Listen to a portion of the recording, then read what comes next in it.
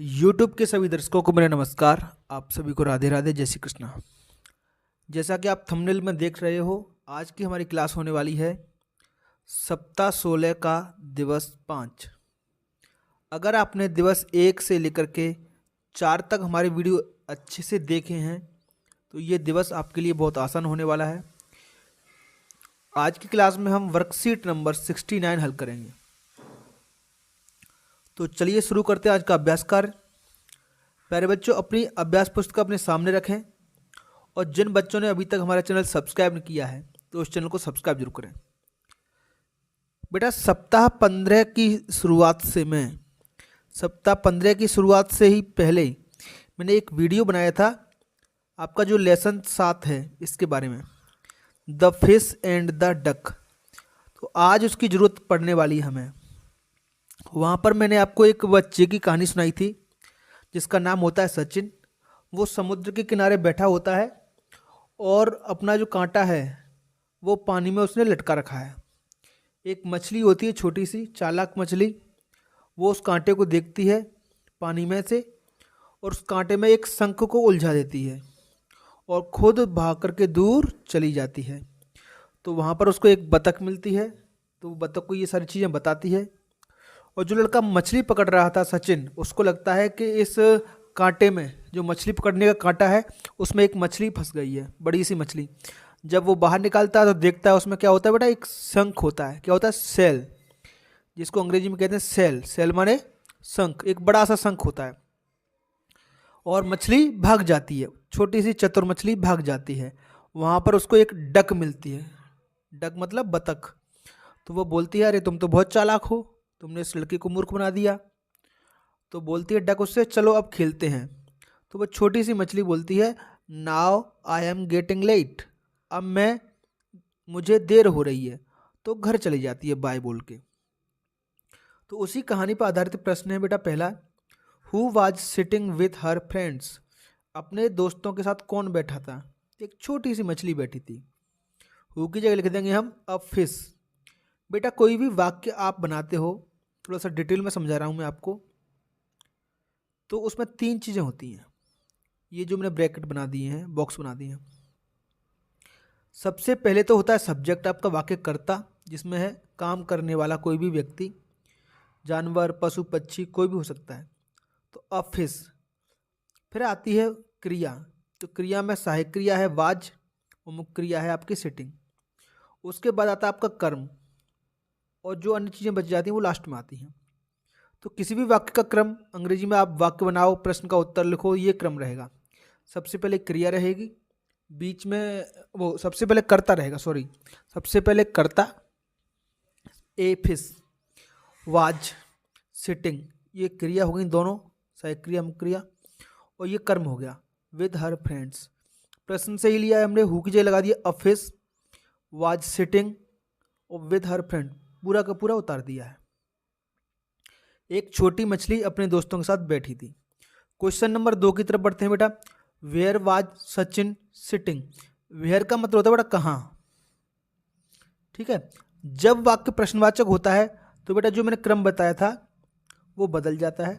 ठीक है, उत्तर देंगे तो सबसे पहले हम क्या लिखेंगे, सचिन। ये सब्जेक्ट हमारा करता है तो सचिन लिख दिया।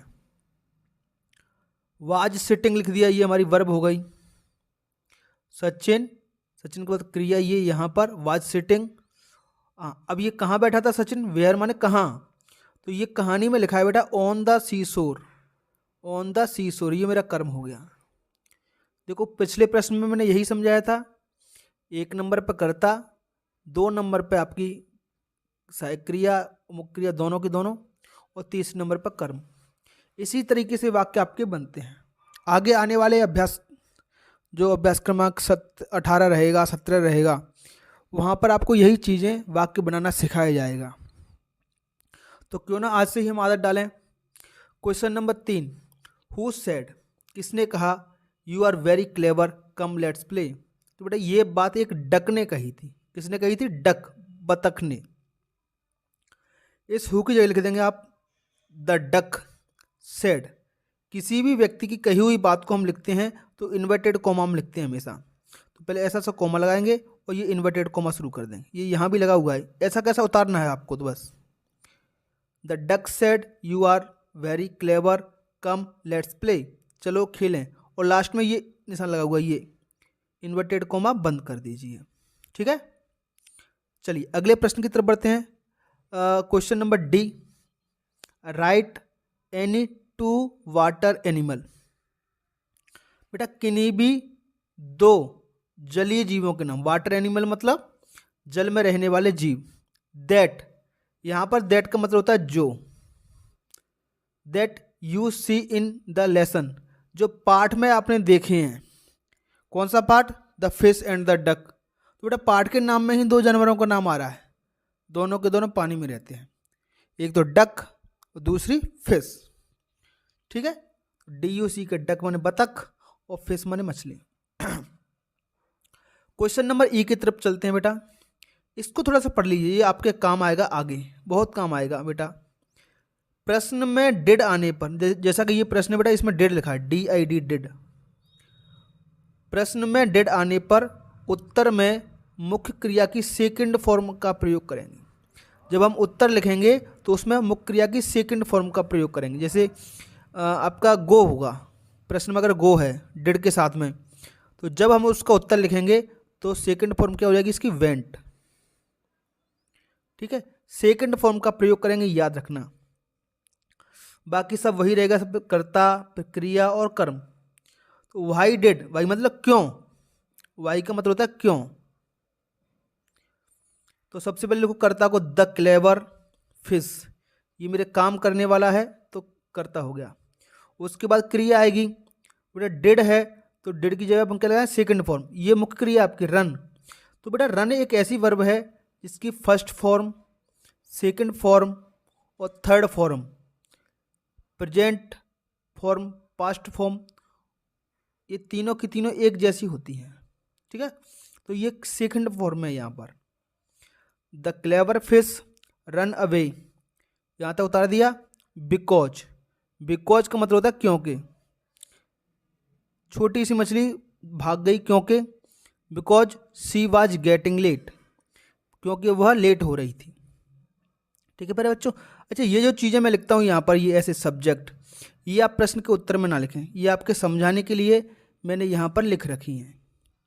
तो बेटा आज की वीडियो में इतना ही। आपको हमारा वीडियो कैसा लगा हमें कमेंट बॉक्स में ज़रूर बताएं। इसके साथ साथ आप हमारा वीडियो मध्य प्रदेश के किस ज़िले या शहर से देख रहे हो, अपने गांव का नाम या शहर का नाम कमेंट बॉक्स में ज़रूर करें। तो चलिए बच्चों, आज की क्लास में इतना ही, फिर मिलेंगे एक नई क्लास में। तब तक के लिए आपका दिन शुभ हो। Have a nice day and thank you.